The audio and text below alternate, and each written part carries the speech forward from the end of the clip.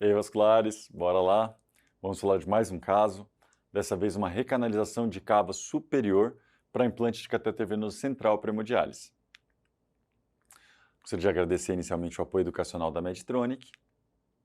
Vamos ao nosso caso. Então, um paciente do sexo feminino, de 42 anos, dialítica há 20 anos, realizando quimioterapia devido a tumor de cólon, apresenta portocate que não reflui e catéter de permicate em via femoral não funcionante. Um histórico de oclusão venosa de cava superior, de acordo com informações do próprio paciente. Então, nesses casos, naturalmente a gente sabe que o ideal não é deixar catéter em via femoral, né? Nesse caso, inclusive, não estava nem funcionante. Inclusive, a gente vê que, por que não estava funcionante? Lá embaixo o permicate estava encostando na região da oclusão da cava superior.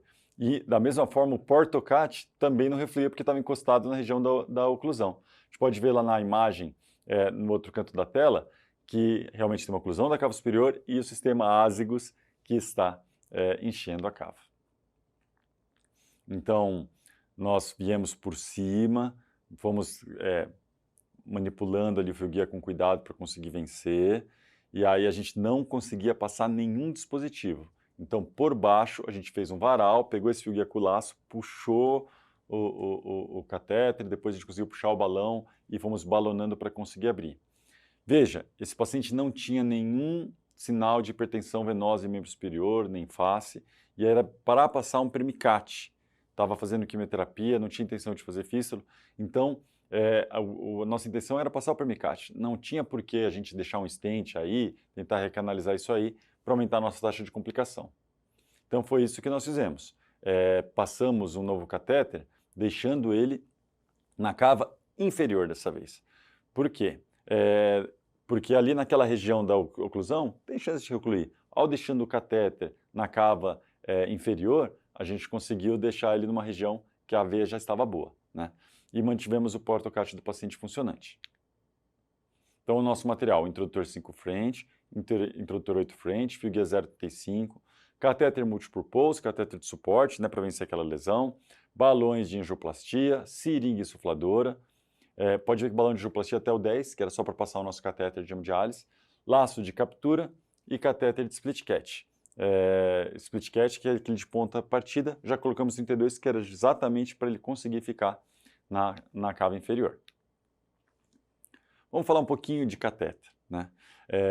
Tem outras coisas para se discutir no caso desse, como, por exemplo, síndrome da via cava superior, classificação de DOT, dos tipos de oclusão de cava, mas vamos deixar isso para um outro vídeo. 75% dos pacientes que dialisam, infelizmente, começam com permicate, né? O ideal era fazer uma fístula, né? E 25% dos pacientes acabam usando como acesso definitivo o permicate, o que está errado, né? Não é que sempre a gente tem que fazer fístula, mas quando dá, é o ideal, né? E a tríade do sucesso para um permicate, ela depende da ponta, do posicionamento e do fluxo do catéter. Vamos falar item por item. Então, a ponta do catéter. Se a ponta do catéter estiver muito próximo aos dois orifícios, tem recirculação, ou seja, o que a máquina de hemodiálise está levando no paciente já está voltando já para ela, porque eles estão próximos. E a partir de 10% de recirculação já prejudica a diálise do paciente. Por isso que essas pontas bipartidas, como por exemplo o split cat, é melhor do que as pontas que não são bipartidas. As pontas, o ideal é elas estarem separadas, os orifícios, né? Inclusive na ponta tem que ter o orifício de um lado, do outro, na frente, porque caso encoste na veia cava de um lado, o outro lado continua aspirando. Por isso que às vezes você acaba girando o catéter para ele funcionar melhor, é porque provavelmente ele está aspirando a parede da veia. Posicionamento do catéter. Aqui a gente tem que ver 3 coisas que são importantes. O ângulo de entrada desse catéter, em especial os catéteres que têm muito silicone, eles são muito moles, pode quincar, e ao acotovelar piora o fluxo. A ponta de entrada no átrio e a ponta de saída no tórax. Vamos pegar um exemplo aqui. Então, se a gente for falar de por onde entrar, esse é o CADOC, a orientação do CADOC. Primeira opção, veia jugular interna direita, depois esquerda. Segunda opção, veia jugular externa. A gente esquece, o residente especial esquece da veia jugular externa. Ela é a segunda opção. Terceira opção é a veia femoral. Quarta opção, subclávia. Você tem que lembrar que ao passar um permicate no subclávia, você tem 40% de chance de promover alguma estenose nela, por isso a gente evita. E aí a quinta opção é cava lombar. Não se esqueçam desse gráfico, porque isso é muito importante.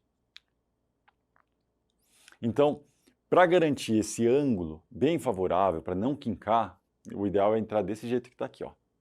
Entrar de lado na veia jugular. Coloca o transdutor e entra com a agulha longitudinal em relação ao seu transdutor, que é o que a gente está mostrando aqui na letra A, né? Ó, tá aqui. Você pode fazer isso até posterior, anterior ao externo, cleido, mas o ideal é você conseguir entrar de lado. E aí aquela última imagem lá mostra onde está a carótida, onde está a jugular e você entrando de lado. Por quê? Porque daí na hora que você for entrar com o seu catéter, ele vai ficar com uma angulação bem menor, né? Olha lá, a angulação bem suave aqui em cima, ó, né? E aí um eixo longo em paralelo e a ponta 2 a 3 centímetros da entrada do átrio. Ah, tudo bem, no caso apresentado a gente deixou mais baixo? Sim, porque nessa topografia a cava já estava bem bagunçada, né? Vou até voltar para vocês olharem de novo a entrada lateralizada na veia jugular, na imagem de lá. Olha como está uma angulação bem suave, porque caso contrário, se tiver uma angulação ruim, inclusive o paciente às vezes fala que ele tem que fazer assim, ele tem que esticar o pescoço para esticar o catéter e dialisar melhor. Isso não faz sentido, a qualidade de vida fica muito ruim para eles, certo? Então, lembre-se de não entrar superior naquela função habitual quando vai passar um permicate, né? E aí, tem que manter o fluxo adequado de pelo menos 400 ml por minuto por 3 horas para dar uma hemodiálise eficaz. E a gente tem que lembrar a lei de Poise-Willi, que o fluxo ele é diretamente proporcional ao raio à quarta. Por isso que o catéter de permicate ele tem 14, até mesmo 15 French, porque realmente consegue dar mais fluxo. E é inversamente proporcional ao comprimento e ao atrito do material, viscosidade do líquido. Então, por isso que o catéter muito longo, ele tende a dar um fluxo menor do que um catéter mais curto. E aí o material do catéter influencia, não só no atrito com o líquido e sua viscosidade, como também influencia na sua possibilidade de quincar ou não.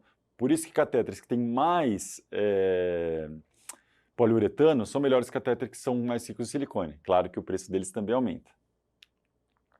E observou-se que sim, um catéter que tem uma ponta bipartida tem uma taxa de complicação menor e um funcionamento a longo prazo maior do que os catéteres que não o possuem. A gente tem que lembrar então que num catéter disfuncionante qual que é a sequência? Mudar a posição do paciente, lavar o catéter com soro sob pressão, roda o catéter, inverte os lúmenes, né? Então do azul do vermelho você inverte para ver se consegue melhorar o fluxo, infundir fibrinolíticos, ver das outras vezes também está dando problema, conforme for, já troca o catéter. Essa é a sequência, né? E aqui, ó, então o tamanho ideal dos catéteres, né? Se você for fazer acesso superior, mais ou menos a partir de 15 centímetros, em acesso inferior, maior que 24 centímetros. Caso contrário, a ponta do catéter vai ficar na veia ilíaca e a chance dele colabar encostando na parede é muito grande, tá bom? Muito obrigado e até o nosso próximo vídeo.